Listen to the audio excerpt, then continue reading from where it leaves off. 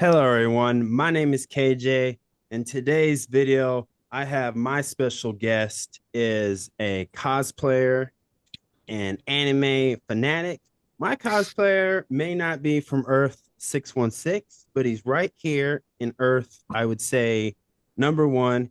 He is your incredible cosplayer, aka your friendly neighborhood cosplayer, Mitch Kai. Welcome.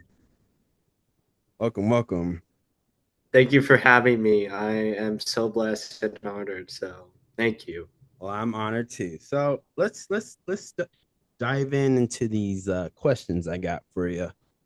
How did you get into cosplay? How I got into cosplay. Well, I'm always into superhero stuff and anime since I was a kid.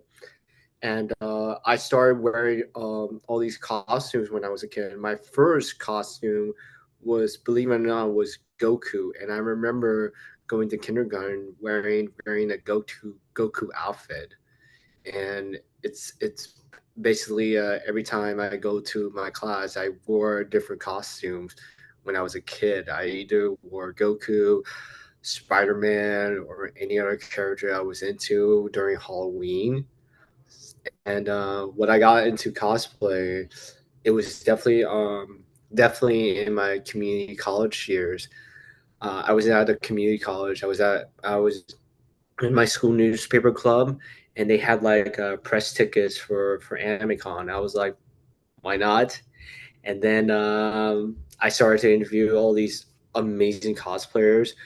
Got into why they got into cosplay, why they dress up these characters, and talking to these cosplayers, it got me inspired to you know do cosplay myself. So Awesome. And for me, I would say I didn't get into cosplaying. I always tell everybody later on in my adult year, like I dressed up for Halloween, but I never like had a love for it. Like I could skip a Halloween and not think twice about it. But later on in my adult year, I really got into cosplaying. I always tell my people my first cosplay is the green Mighty Morphin Power Rangers. So he's a classic, yeah, classic. yeah. Tommy Oliver, man. I definitely wanted to do Tommy Oliver eventually, like the Green Ranger or White Ranger. Or White Ranger is so iconic. So Oh yeah, oh yeah. He's that man. There's so many others that he's been as a Power Ranger that I would love to cosplay and stuff. Like, Jason Frank, Jason Frank, RIP, RIP. Man, that man was a legend. oh yeah, for sure. I hope I get to one day get to cosplay as the Dino Thunder that he did. I always thought he was pretty tough in there. What what do you usually like to cosplay in the most? I know you mentioned anime.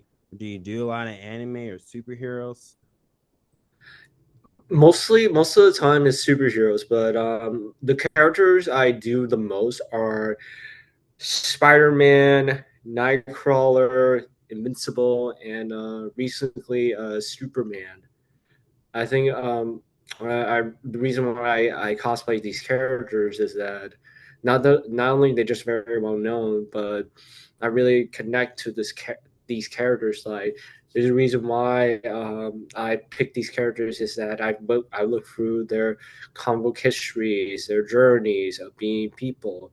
Like they think Superman is just a god, but really he's just a normal person who just happens to have superpowers and wants to do the right thing. And Invincible, what related for me to most with Invincible was in the TV show he's half Asian and his mom is Asian, so I'm Asian American, so it really resonates to me to Mark Grayson. So that gives me a connection of that character. And Nightcrawler, because he has devotion of being optimistic and hopeful. My friends in the cosplay community sees me as hopeful and optimistic, which is very appropriate for me. And Spider-Man, what can I say about Spider-Man? He represents endurance. He represents doing the right thing. It's not easy, but but yeah, Spider-Man taught me how to be a good person in general. Like I love growing up. Spider-Man was like my introduction of the superhero genre, the Marvel genre, like everything of about superheroes. And I grew up loving Spider-Man. I have collections of Funko Pops of Spider-Man, you know, everything. So basically, I pick characters that are really close to my heart, and I have a list of anime characters I want to do next. Like I've done Luffy, but I really want to do like Goku because I grew up loving Goku, and I feel like we were so similar. Like we have we have big appetites, we have fun of the craft that we're enjoying. Goku loves to fight. I love being a cosplayer, and I feel like we have the same energy of excitement. You know, that's I think that's what I love about Goku the most is that he's very optimistic. He's so motivated to push himself, which is what I do for my cosplay and my creativity. So yeah, I pick characters that really connect to me as a person, so really deep to me. So Okay, so with Spider-Man, I like you said about Spider-Man, I connect to him because he looks up for the little guys and stuff, and you know, he's somebody who's not like athletic. He's not the you know the popular guy. So I always really connect with Spider-Man on that. And then like for the Mighty Morphin Green Ranger Tommy Oliver, just because it's like you could be on the wrong path, but you can always build redemption, redeem yourself. And also, mhm. the Japanese version of uh the Power Rangers with the Jew original. Ranger, Yeah, June Jew Ranger. Ranger. I Yep. love Jew Ranger. The brother was in that version, he's the brother of the Red Ranger, and I can relate to that too. So that's why I always really connect to the Green Ranger in that force. And of course Batman, just because he can fight. He's very smart, tactical. So I get that. I always like to cosplay characters I feel like I can relate to or connect to. Mhm. You mentioned excuse me. You mentioned Nightcrawler, and I just want your opinion on how you think he's gonna be portrayed in the next Avengers Doomsday film. Like, what's your opinion on that? Oh man, I want to say that he gets a bigger role because he's Nightcrawler, but I bet he's gonna get either 30 second cameo or whatever, just because they're bringing him back and they're bringing back the actor. But what I'm happy about it is that they're gonna bring Nightcrawler's his classic costume and his classic swords. That's what I'm so happy about because I remember in X-Men '97 they brought his classic swords and its freeway on his hands and his tail.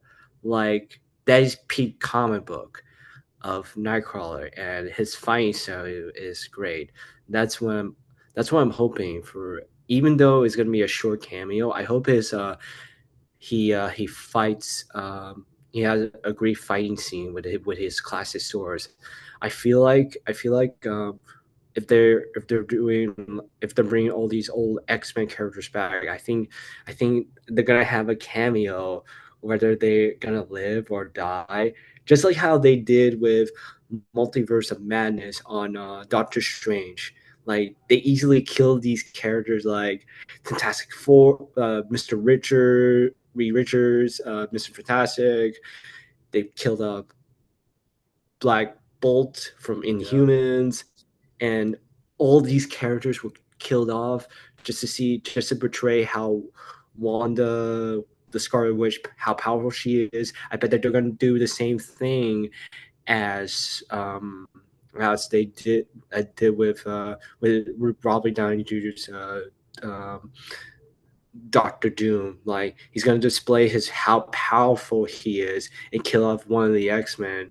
And what what what's upsetting for me is that Nightcrawler is not very well known, but he's very well known to the cosplay community. But in me, I feel like he's gonna get killed off very easily. But I'm hoping that that isn't the case. But I'm hoping Nightcrawler lives on to to other movies. But if he kills out very easily, then oh well. At least he made an appearance because they had to make more room for very well known characters like Magneto or Cyclops. Cyclops needs to shine in the movie too. You know, like the Fantastic Four. They're gonna focus on characters that that are not just very well known, but having all these star power. Like the Fantastic Four movie was great.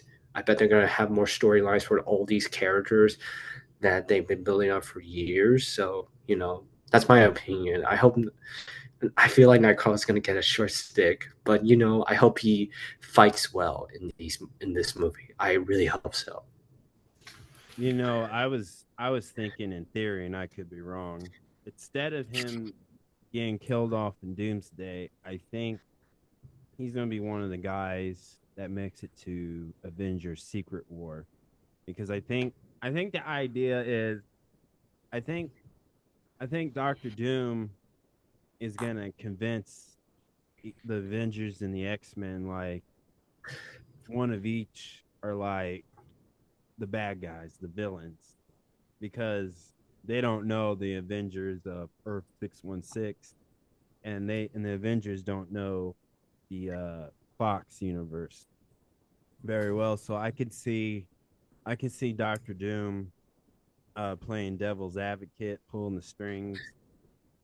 And I think when you get to Secret War, I think like someone like Nightcrawler will have his final, that particular actor will have his bigger moment. I think there's just some that could get killed off in this one, but I think the guy who's playing Nightcrawler, I think the way he talks about it in interviews, he gives me the sense that he's gonna go all the way to Secret Wars. But that's just I hope so. I hope so because I grew up loving Nightcrawler when I was a kid. Like Nightcrawler has always been touched in my heart. Like he was like the first X-Men character I wanted to cosplay as because you know growing up I was an outsider. I see like a lot of things reflected within him. Like he grew up to be an outsider, and and his ethnicity, his color of his skin, uh, was a form of racism, and that's what the X Men stories have always been portrayed of civil rights, racism, and Nightcrawler is such an example of that about of living in the world as being racist. And what I love about Nightcrawler is that he endured the world that does not like him, see him as a monster or an outsider, you know, and you know he endures. He has an optimistic heart. He has the biggest heart of all the X-Men. And he has every reason to hate people. Like really, really reason to hate people. And he could have been the side of the Brotherhood or or worse, but he still has that big heart of his, you know? That shows how much of a great character Nightcrawler is that he has potential to be a bigger person and the most optimistic person to live a world that discriminates him and hates him. And I have autism, and I grew up like people looking down on me, people take advantage of me because I did not know better. I have a disability, so people would take advantage of my naivety, you know, being naive and all that stuff. But as I grew and grew and read through a lot of Nightcrawler comics and the TV shows, he made me realize is that your superpower is your optimism and and believing in hope and believing in good people. I that's what I love about that character so much. So yeah. Oh, I totally agree, and thank you for sharing that with us on here too. And what I get from Nightcrawler, if you and I'm gonna take it further back, not from X-Men '97, but the '90s X-Men animation series on that was on Fox Kids. I'm sure when I say that, everybody hears the theme song. But I what I like about Nightcrawler in that show is he learns that he he does have family. Like I think, correct me if I'm wrong, Magneto is his father, or am I No, no, no, no. no Sabretooth is his father. Saber? In the show, Sabretooth is his father and Mystique is his Okay, mother. And I remember that particular episode when he confronts her, and that kind of hurt Nightcrawler because she said she never wanted him, and that hurt. That hurt. You could see in that particular scene in '92 is that he was about to cry, but instead he said, "I will beg forgiveness to God so I have the strength to forgive you." Like, anyone who says that to a child, that I never want you, can break apart. But you can see that Nightcrawler was about to break apart, but choose to pray to be a better person. That is what I love about this character, is that even though how much pain he gets, even though how much he go through the racism of his skin, go through everything in his life, he still has this optimistic, this hopefulness to see in good in people. So yeah. oh yeah, and that's where I was going. It's been a long time since I watched that version of the show, but he does find family within the X-Men members, and Yes. that's my favorite part. It just teach you sometimes family is not just blood. Sometimes family is just creating a friendship and a bond. So that's Yeah, I totally yeah, love that about Nightcrawler. Speaking yeah, yeah. of Nightcrawler, I want to ask you about the process you went when you did the zombie version. I really saw that on your Instagram, and that was so cool. Can you give us just behind the scene of how you put that all together, and how long did it take you to get that ready before it was time to go? Well, long story short, for my my zombie Nightcrawler, so we had this shoot coming up, and I was invited, and we were doing this Marvel zombies versus DC vampires, because they were both big huge genres of the comic book world. So people have already chosen their zombie Spider-Man or zombie Scarlet Witch, or very well-known characters, but I wanted to do with zombie Nightcrawler is that, it's Nightcrawler, and I think it would be really cool to have that zombie Nightcrawler. So I had an old costume that I bought, but I wanted to make a new costume to portray more of in the comic books, and make it unique. Because every time when I make a costume, I wanted to make sure it stayed true to the source material, but brought in some uniqueness of my own style whenever I make a new cosplay. So I finished the suit, and my friend made this prosthetic face mask, that zombie face mask you've seen all over my page. He made that for me for our zombie shoot, and I remember uh, before coming to the shoot, he was in my house putting all this makeup on.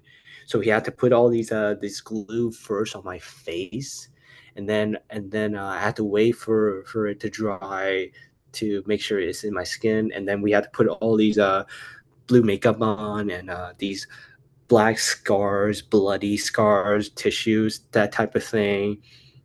It was very uncomfortable. Like, it was the most uncomfortable thing I ever done being Nightcrawler. Like, when I first time doing Nightcrawler, I had to put all these. I had to put the yellow lenses, the yellow content lenses, and putting the blue makeup, and I had to wear this whole makeup the whole day. The whole day. That was uncomfortable. But when you combine it with with the prosthetics and the glue all over my mouth. That was beyond uncomfortable. Like I could not eat properly. Like I ate a pizza like this. I Oh no. little bites at a time. So I couldn't like expand my mouth like yeah, like this. So it was very uncomfortable, but the glue, I felt like the glue was sweaty on my face because I was wearing it the whole time, the whole day, and I could not take that damn thing off. But Man. but what makes it so? But I should be like I was really uncomfortable, but it got me into character much more quicker because the more uncomfortable I was wearing that prosthetic mask, the more got into character into it. Like I become like I remember watching The Walking Dead, the show, and I remember like zombies were like animalistic and beast like the growling noise or sniffing their prey or something like that. So I got into the character so easily because I was really uncomfortable with this prosthetic mask. So it got me into the character very easily. So I became more animalistic, growling, when I'm doing my shoots. So I think I remember scaring a lot of people because I was turning into a zombie. And we were having so much fun doing it. I remember growling like rah, rah, rah, rah, rah, rah, all over their faces. And at the end of the day, it was so uncomfortable taking the prosthetic mask off. So it was so uncomfortable, but nonetheless, I had so much fun becoming a zombie Nightcrawler. Awesome. So Now, do you do like your own photography or video editing in any sort like I that? do do my own video editing, and every time I make a new costume, I piece together some videos I made, some uh, some footage I made for my cosplay, and just put it on Instagram. Like for example, I was making my invincible suit, and I recorded some footage of myself making it, and I put it on, and I edit all these videos that I made and posted it on Instagram. And I also do a lot of like special effects. When I started cosplaying, I experimented with lightning because I was into the Flash at the time, and I put a lot of special effects on running and making lightning and all that stuff. And I started to do more teleportations for Nightcrawler.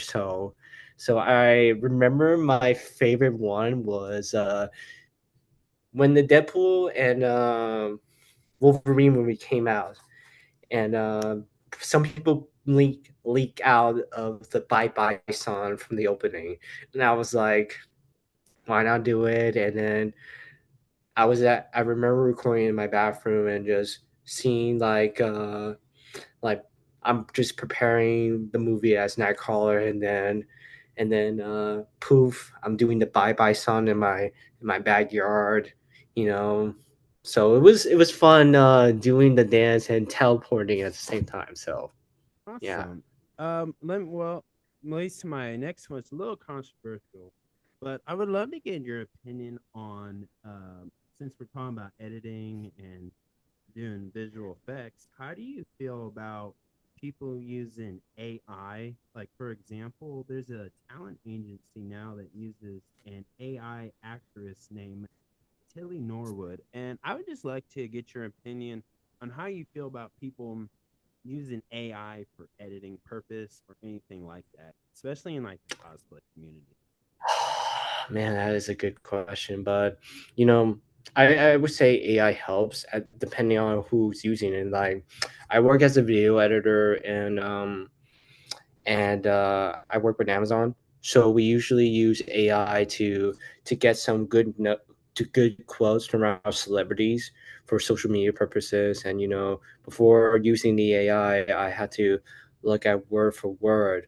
But with the AI, I was able to get these quotes very easily. So I think AI has some good use, but I don't know, man. I'm very hesitant because we've seen the movies, like we've seen Terminator, we've seen The Matrix, like all that stuff. Technology might rule us someday.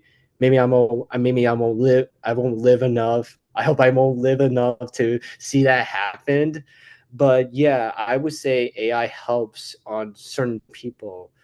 For me, if I can use the technology to make my visual effects better, then yeah, I can learn from the AI stuff, and I can like use it because what I do for work is that not only I do social media editing, but I also do visual effects editing as well for my job, and I also love my job too. So yeah, if like I would say take advantage of anything that fuels your creativity, I would say. So yeah. Awesome. I agree. I'm in the same boat with you on that. Um, and just for we'll get into some really things. Is there a cosplay you have not cosplayed yet, but you're planning to? If you can share with us on here. Oh man, there's so many lists. Like there's so many lists I wanted to do. Like again, I wanted to do Goku very soon because I've been cosplaying for 6 years, and I wanted and for the most of my cosplay life, I only done superhero stuff. I never done anime stuff. Recently, I've done anime stuff like Luffy, My Hero Academia, and all other. I wanted to do more anime stuff because I grew up with anime. I wanted to do like Yu Yu Hakusho, like Yusuke, uh, and I also did Nero and Dante from Devil May Cry. Those counts as anime as well. But I really want to do more Final Fantasy characters. Like I grew up with Zack Fair from Final Fantasy VII. I want to do more anime characters like Goku and Edward Elric from Fullmetal Alchemist are the characters I want to do the most. But there are definitely more superhero stuff I wanted to do. Like I want to do Nightwing, and which one of my favorite characters growing up, and a lot more of DC stuff because I've been doing a lot of Marvel stuff. Like I've done Star Lord, I've done Cyclops, like I've done all other Marvel stuff, but I want to do more DC stuff. So I wanted to see if I can do Batman Beyond, or I recently finished a character called Absolute Flash. Um, I already finished the costume. I'm gonna debut it in New York Comic Con. So yeah, I want to do more Flash stuff. Like, what's strange for me is that I never done villains. I always want to do villains. Like, I have a list of two villains I wanted to do. I want to do Green Goblin and Reverse Flash. Like, Oh, I that'd love be these cool. characters. Yeah, I love these characters a lot because they challenge the characters not just physically but psychologically.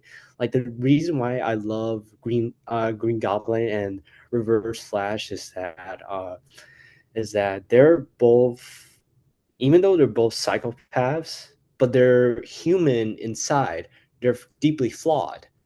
Like like the first Reverse Flash with Barry Allen's version, he's always been fueled of jealousy and anger. And I can like, huh, I see that quality about myself too. Even though I don't show it, I feel a certain jealousy about someone who is better than me. Like every time I see someone who has a better cosplay than me, I feel a certain jealousy.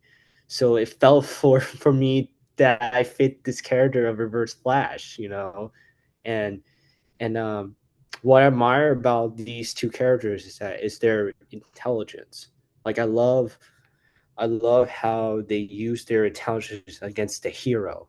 So they're not like Green Goblin is not just the guy who floats the glider and throws bombs. He's a very intelligent guy.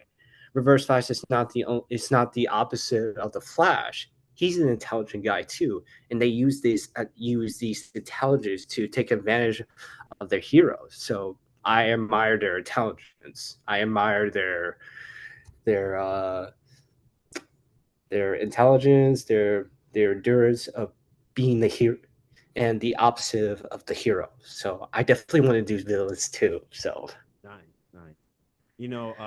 If I can, I always rate to the villain from Star Wars, Darth Vader, aka Anakin Skywalker. Just because like he he's the type of guy that his world was uh Padme, and he would burn the whole world down for her, and that's I can relate to that type of villain because it's always love that turns you into a villain at times. So it's so yeah, easy for me to connect to Darth Vader, aka Anakin Skywalker, and then of course his whole family, easily from that's good to bad. that's funny too because I always want to do Star Wars characters because I'm a huge fan of Star Wars growing up, and I love Star Wars, but I have not cosplay as a Star Wars character. So that's ironic for Wow. me. So I grew up with Star Wars. I grew up with all the prequels and all the original trilogies, and I never got to do a Star Wars character, which I need to do. There are definitely Star Wars characters I wanted to cosplay eventually. I wanted to do Kel Kestis from the games, and I wanted to do who's that character from Star Wars Rebels? He was Kane's apprentice. Oh, I remember. He was. His name is Ezra Bridger. Yeah, that's the one. Ezra. Yep. That's Ezra that's what I was. Bridger. Yeah, I had a Yes, brain fart. I Ezra. apologize, Me everyone. too. Me too. Me too. Ezra Bridger is one of the characters I wanted to do the most, and Anakin Skywalker. I grew up with Anakin Skywalker and Darth Vader, and I definitely want to do both of these characters too. So, yeah. Awesome. Now, let's talk about a little bit more about anime. What is your current anime shows or movies are you currently watching when you have free time? Oh man, oh man. I try to keep up with the current anime stuff like My Hero Academia, but dude, I grew up in the 90s, man. I grew up loving 90s anime. Like Cowboy Bebop is my jam. Dragon Ball Z is definitely my jam. And Yu Yu Hakusho. And and I grew up with watching Naruto but I'm more of a 90s guy. I tried to get into what problem with me with anime is that they have so much story arcs that I had to follow, and like they're about to finish My Hero Academia, and there's so many story arcs I had to follow, and it's so hard to keep track. Just like how just like how to keep track on comic book story arcs like the Spider-Man Clone Saga or the X-Men Phoenix Saga. There's so many story arcs that are very well known, but you have to go back to either back back issues or current issues. So there's so many story arcs to follow.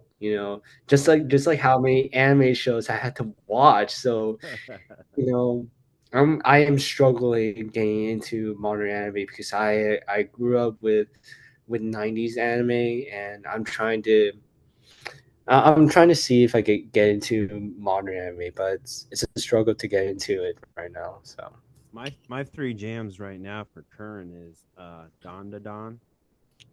I love that show on Netflix. It's so good. I just it's like I get the plot, but I just love the weirdness to it. I just love the silliness. And then Sakamoto Days. I know a lot of people, it's a mixed feeling because a lot of people don't like that anime with the street mobs or street gang like, but I always think it's cool and I'm trying to entertaining. get into that. I'm trying to get to Sakamoto. I heard it's good. So yeah. And then I'm currently watching season 2. I already watched season 1 of Ruon Kinshi. He's a like a samurai that has left the clan pretty much. And I just like those type of Is he a redheaded yeah, samurai? I love that. Oh, I grew up watching that when I was a kid. I remember the original anime of it. Yeah, Oh yeah. man, it was such a classic. It was such a classic growing up, and I definitely want to, get back to watching it again because he was a redhead samurai Yeah. who could kick ass. Oh So that yeah. was it. That was a unique for me experience when I was a kid, and red was my favorite color when I was a kid too. So. Now, what is if you can give us your Mount Rushmore of anime that you what's your Mount Rushmore? You only get 4. In terms of what? Of my Yeah, favorites or yeah, what you consider like, if somebody was like, "Hey, I want to get an anime," like what you recommend? What is your Mount Rushmore in anime for you? Oh man. Again, dude, I grew up with the 90s anime, so I won't keep up with the people who are currently watching animes right now, like the Demon Slayer or the My Hero Academia stuff. So for me, fourth place would be My Hero Academia because I love superhero genre and I love this and I love anime. So it's a combined uniqueness of my favorite genre, superheroes and anime. Like there are history of like it doesn't work. Both genre don't mix very well, but with My Hero Academia, it works, and it brings a lot of fans who enjoys superhero movies and anime genre. So I put it as fourth place. And third place, oh man, that is so hard. That is so hard. But I would say the original Full Metal Alchemist 2003. Everyone say Brotherhood is good, which I agree. I agree in some aspects, but I love the 2003 version of Full Metal Alchemist because it was easy to follow. I felt relatable to these storylines, and I love the ending so much. Is that it portrays that life is fair, that we can't always get what we want. So that's what I love about 2003 is that I felt it was more emotional. I felt more connected to the characters in 2003 Fullmetal Alchemist than Brotherhood. So if you guys are Brotherhood fans, I'm sorry, that's my personal opinion, but I love 2003 more personally. And second, oh man, it's a struggle between. You know what? It's not really a struggle. It's Cowboy Bebop. Nice. Cowboy Bebop all the way is a classic because during that time, it didn't know what it was until we watched it. Like it is a space opera with a western jazzy type of thing, like it didn't have a lot of like crazy story arcs like we have in today's anime world. Like it was just like what's great about Cowboy Bebop is that it's not bringing out a central message or anything. It was just ordinary people go through everyday life and just pay their dues and just trying to live the best life that they can. Like it's not giving out like life lessons or anything like that. It's just that they're just people going through life. And what's tragic about these characters is that, the past comes up to them. Either they move on from it or die for it, I remember like I love that we got some glimpse of their backstory, but even though we don't learn from it, it really doesn't matter because like these characters are defined who they are, not just from their past. So that's what I love about Cowboy Bebop. It's just a story about ordinary people going through everyday lives and just getting through by in life. And number one of all Rushmore anime is Dragon Ball Z. It's a classic. I know it is overrated, but is a anime I grew up when I was a kid. Like I grew up with Goku. I grew up with like like in the 90s. It was not well received in today's world because I've seen like in today's world we got like restaurants for Dragon Ball Z stuff in Florida and now in New York and now and I've seen when I'm walking in the street of New York, I've seen like Funko Pops and convenience stores having Dragon Ball Z stuff, and it's because of Dragon Ball Z, the the anime show that no one think it had so much potential. And now it became a franchise, like the superhero movies we have today. Like I love that anime is getting a lot more respect genre that we have today. Like we have like classes that know we want to draw these anime characters, and most of the TV shows we grew up like Avatar was influenced from from anime. Like Dragon Ball Z was like what I love about Dragon Ball Z is that it's not just a classic fighting show. Like like it was influenced from a Chinese story called from the like it was about a Monkey King, but it evolved into that particular story. And Toriyama was inspired by sci-fi stuff and all other stuff, and Dragon Ball Z became the genre because of it. And what I love about Dragon Ball Z the most is that it was more than just it was even though it was portrayed as a fighting show, it had more character depth. Like Vegeta's story arc has character depth from a villain to an anti-hero to be a hero. He had a great story arc. And Gohan, who is nothing like his father, went through an arc from the Cell arc. Each of these like there's so much depth on finding magical balls, and each of these characters have depth. So I think Dragon Ball is the foundation of how to create good anime, how to create good genre entertainment in general. So that's what I love about Dragon Ball.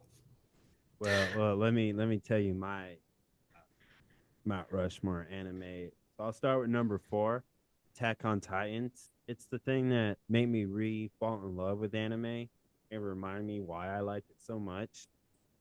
Just because like the first episode, just to watch, just to watch those Titans eat families and stuff, and see the passion and the voice actors, whether you're watching it sub or dub, both of them just you can tell they love their job and they loved it. Like they love performing these characters. And of course Attack on Titan is like the anime version of The Walking Dead in every aspect you can imagine. So I love that. My number three would be Sailor Moon, just because they're those girls are the OGs too, as well, like a Naruto and Dragon Ball, of course. It is a classic, yes. And I love the goofiness and the comedy to it at times. And then number two, I got to go with Demon Slayer. To me, Demon Slayer has is carrying. I'm not gonna say it's carrying the whole anime trend, but it's one of them that's carrying it. Like, because I saw the Infinity Castle, which if you have not seen, everybody check out my non-spoiler review video, and I hope you guys see it in theaters right now. But I love the art to it. I love the fighting. It reminds me of like an old Bruce Lee movie. It just reminds me so much. Just I love the sword play. And then my number one is your number one, Dragon Ball. The whole every series of it, from Dragon Ball to Dragon Ball Z, Dragon Ball Kai, even though it's a remix, I get it. GTX, I know, everybody. I still love it. There are some elements that I was down with, and Super, I love Super. And then, like, for me, what I like about Dragon Ball as a whole is the passion, the I can listen to Dragon Ball speeches all day while I'm at the gym, just working out, just lifting weights. Like I want to be strong like Goku or Vegeta, or at least I just hope I can be strong as Krillin, at least as good as Krillin, you know.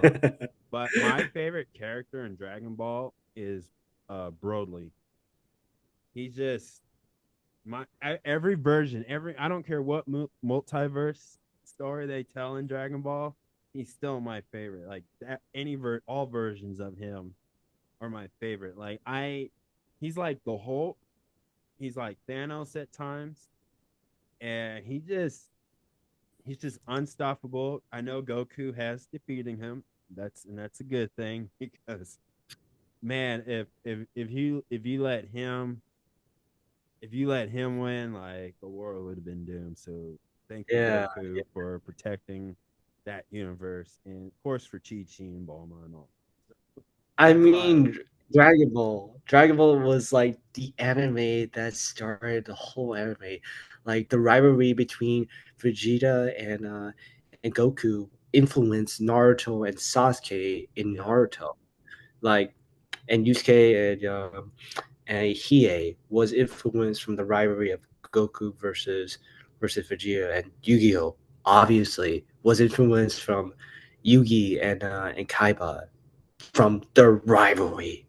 So so their rivalry of Goku and Vegeta came from was in like other animes were influence of the rivalry from Dragon Ball. Like Dragon Ball has a huge impact on our modern animes in today. And we owe Dragon Ball for that influence. So oh yeah, I for mean, sure. yeah. I'm sad that the creator passed away, so I'm nervous. Hmm. Like, what's next? I know they have a new one out, and I liked it. It was the last one he did too. But Hmm. I'm so nervous if they because that's a franchise they're not gonna stop making money off just because the creator has passed away. So I'm nervous. I'm nervous to see what's I in the mean, future. whatever future holds on Dragon Ball, there's still gonna be loyal fans. Like the franchise will never die. The franchise will never die, uh, even though the creator died. Like his legacy will live on. Like his legacy will never die because there's still so many people. Like Dragon Ball came in when when we were like in the 90s, and the original Dragon Ball came in when it was around the 80s, and it grew and grew and eventually go to America in the 90s. And they had no idea it was going to be big in America, but it did. And it still is a talk about franchise in our today's world. Like we're still talking about Dragon Ball. So the franchise will never die. Just like how franchise will never die because we're talking about how iconic these characters are. Just like how we're talking about how DC characters are. So no matter how bad the franchise gets, the legacy will still live on. So I totally agree. Which this leads me to my next question. You know, no matter what happens to any of those type of franchise, the good, the bad, the ugly, you name it. There, I mean, we're the in our little niche we're forgiving fans because we love these characters so much, whether it's a Marvel, a DC, a Dragon Ball, a Star Wars. And I noticed you have been a part of anime cosplay contests. It looks like from you hosting one, even being one of the judges. So can you tell us a little bit of your experience, and could you share of what are you looking for in a cosplayer? What are the brownie points that get you like, okay, this person deserves a higher points or a green thumb? yeah. I remember when they asked me a few years ago that I could be a judge, but as I grew, I loved me like as I grew. Even though I was a judge, I was hosting and hosting and hosting and hosting, and I was like, they kept telling me that I was better at hosting rather than being a judge. You know, like what I love about these contests is that we have people who put a lot of heart and soul of not just making these characters, not just making your props and making the costumes, but how they portray the characters they love. Like I remember the last time I was there, I was hosting, which was good for me because I'd rather be a host than judging someone's outfits, and I'd rather be the hype man of r- int- announcing of the next costume and giving out a good show. I remember I was running out about being a host, but I love it nonetheless. So I remember. So I'm sorry. What was the question again? Just your experience of doing that and the time you were a judge. Like, what was something that made you say, "Oh, that person deserves to win or deserves to get a high score," in the sense of it?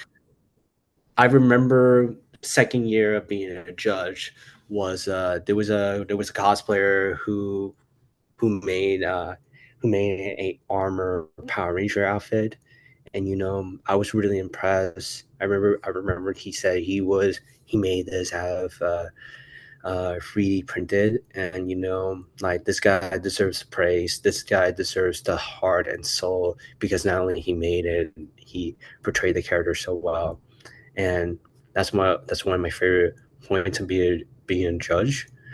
But but even though I love being a judge, but I love being a host the most because I love being. I felt like I was in charge of getting these cosplayers out. B, I was able to bring out a good show for everyone, like announcing the winner, and building up that anticipation of announcing the winner. That's what I love about being hosting, is that I can talk to these cosplayers like, why did you wear this costume? What made you decide to do it? And can you show us some amazing poses and moves? That's what I love about being a host, is that instead of being judging someone, I rather give my cosplayers like the energy they need to show off their stuff. They said after the show, they said they love me being a host, that I should do it next year, which I'm planning doing. So I love being a host rather than being a judge. So you know. I totally agree with that. I stay out of the cosplay contest because I don't really make my own. I go to the website, go to the stores, and buy my own. That's all I can do. But I totally agree with you. I Yeah, and I feel like even though you don't make it, as long as you can portray the character very well, that gives you instant points of being a great cosplayer. Is that, like, it doesn't matter if you build it or whatever you do, as long as you portray the character you love and portray the character you cosplay, that gives out that is that's the amount of that is the powerful points that you need, is that you portray your character that you love very well. That's for me that is like the highest points that any cosplayer would get. Like, I love cosplayers. I love asking these cosplayers why you cosplay these characters, is that you have that connection to these characters. You We see it through your poses. We see how much you talk about it, how much passion you talk about it. That to me warms my heart, because I feel the same way every time I do my characters, not just making it, but portraying it, um, just doing it. Oh yeah, I totally agree with you. So before we end this, could you just share where people can follow you on your social media? You could guys follow me in Instagram and TikTok. I'm mostly in Instagram and TikTok, but mostly Instagram. And I am called the Incredible Cosplayer. There's no spaces, lowercase, just the Incredible Cosplayer. So, or I have like a lot of nicknames, like Incredible, Mish Kid, your friendly neighborhood cosplayer. So if you guys wanted to follow me, just follow me on Instagram or TikTok. That's where you can find me the most. But I won't get into messages right away because I have a life outside being a cosplayer, but which I love to do. But I will message you guys as best as I can. Yeah. Understandable. Well, thank you so much, man. And everybody, please subscribe to my YouTube channel, Great Talking Entertainment official channel. Subscribe, hit that notification button so you always be updated with all my latest content. Thank you guys, and peace out.